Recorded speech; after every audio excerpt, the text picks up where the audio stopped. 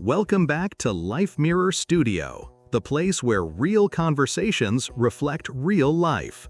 I'm your host, John Dev. Today's topic is powerful. When you focus on yourself and stay silent, everything falls into place. Inspired by the wisdom of Mel Robbins, we'll break it down together with someone who knows this practice firsthand. Please welcome Aliza. Thanks, John. It's great to be here. This is one of those deep truths that changed my life, and I think it's going to resonate with so many people. So Aliza, let's start from the top. Why is silence such a powerful tool? Silence allows us to stop reacting and start reflecting. Instead of wasting energy on distractions or drama, you turn inward. That's where clarity lives. When I stopped explaining myself to people who didn't want to understand me, everything shifted. It's like protecting your energy. Exactly. Silence isn't about weakness, it's a choice. It's how you reclaim control. And what does it mean to focus on yourself in a real, practical way? It's simple, but not easy. You stop chasing validation. You start asking, what do I want? What's good for my mind, my body, my peace? I started journaling, waking up early, avoiding toxic conversations. Within 3 months, my mental health transformed. So it's like tuning out the noise and tuning in to your purpose. Yes, and the moment you stop explaining and start growing quietly, people notice. Opportunities appear, your boundaries become stronger. Did you face resistance from people around you when you started doing this? Oh, yes. People said I was acting different, but I realized they were uncomfortable with my peace. But growth demands change. Silence helped me stay grounded when others didn't understand. That's powerful. For anyone listening, this isn't about isolation, right? Right. It's about strategic solitude. Quiet time builds self-trust, and from there, everything falls into place, just like Mel Robbins says. So if someone wants to start today, what's your advice? Start small. Turn off your phone for 30 minutes. Don't answer texts that drain you. Spend time reflecting. Write your thoughts. Focus on you. And stay silent about your moves. Let your growth speak louder than words. Beautifully said. Thank you, Aliza. And thank you, our listeners. If you found value in today's talk, like, share, and drop a comment. How has focusing on yourself helped you in life? Aliza, at the moment, we talked about how silence and inner work unlock powerful transformation. But I want to ask, why is focusing on yourself so uncomfortable at first for most people? That's a beautiful question, John. Focusing on yourself means facing the truth about who you are, what you want, and what you've been running from. Most of us are conditioned to please, to compare, to keep moving. So when we go silent and inward, suddenly the noise stops, and that's when the real voice speaks. But it can be painful because healing begins where hiding ends. That's powerful, and I think a lot of our listeners can relate.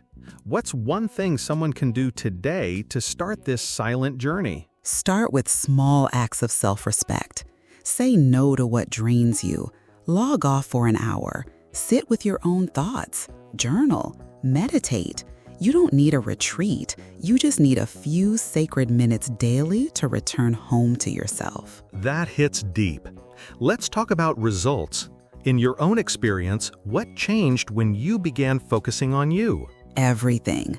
I stopped begging for validation. I stopped chasing people who couldn't see my worth. I created instead of waiting. When I got silent, I heard clarity. And from clarity came action. Intentional, meaningful action. So good. Listeners, are you catching this? Focusing on yourself is not selfish, it's necessary. Aliza, can you break down the difference between silence as power versus silence as suppression? Absolutely. Silence as suppression is fear-driven. You're quiet because you don't feel safe to speak. But silence as power, that's a conscious choice. You don't speak because you don't need to convince. You know who you are. You're at peace.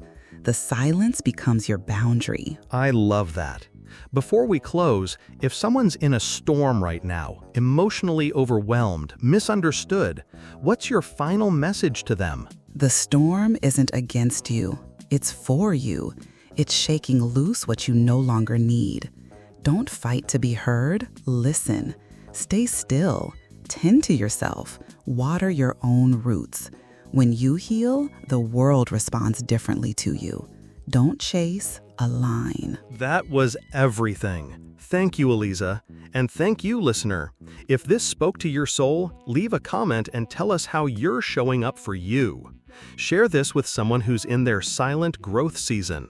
And don't forget to subscribe because Life Mirror Studio is just getting started. Absolutely, John. Silence doesn't mean surrender. It means you're giving space for clarity. Most people are reacting, not responding. But when you're quiet, you become aware. You learn to watch your own emotions instead of being controlled by them.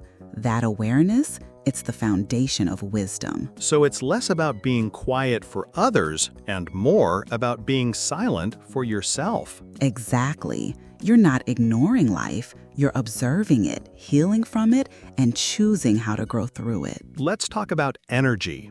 You once said, your energy introduces you before you speak. What does that mean for someone trying to build their best life? It means who you are being matters more than what you're saying. When you focus on your own growth, silently working on your habits, your mindset, your peace, people feel it. They may not know what changed, but they notice it.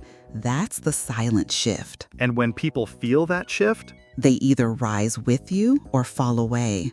And that's the beauty of staying silent. You're not arguing to keep anyone in your life. You're just evolving and letting the energy do the work. Sometimes silence is also the response when you're being hurt. In toxic relationships or tough situations, how can people use silence as a way to take their power back? Such a powerful question, John. In many cases, walking away quietly is louder than any argument. Silence doesn't mean you're weak. It means you respect your peace. You stop explaining yourself. You stop begging to be understood. Instead, you start living in alignment. That's deep. You're showing people your boundaries through action, not argument. For anyone listening, if you're in a chaotic season, go inward. Don't try to fix the noise outside. Fix the volume inside. Meditate, journal, exercise. Listen to your thoughts. Once you do that, you'll realize that peace doesn't come when the world is quiet. It comes when you are. Silence is not the absence of sound. It's the presence of self. And when you truly show up for yourself without explaining it to anyone, life will slowly start aligning for you. Yeah, that's true, John. Thank you, Aliza. That was beautiful. And to all our listeners, if this message spoke to you, don't forget to like, share, and drop your thoughts in the comments.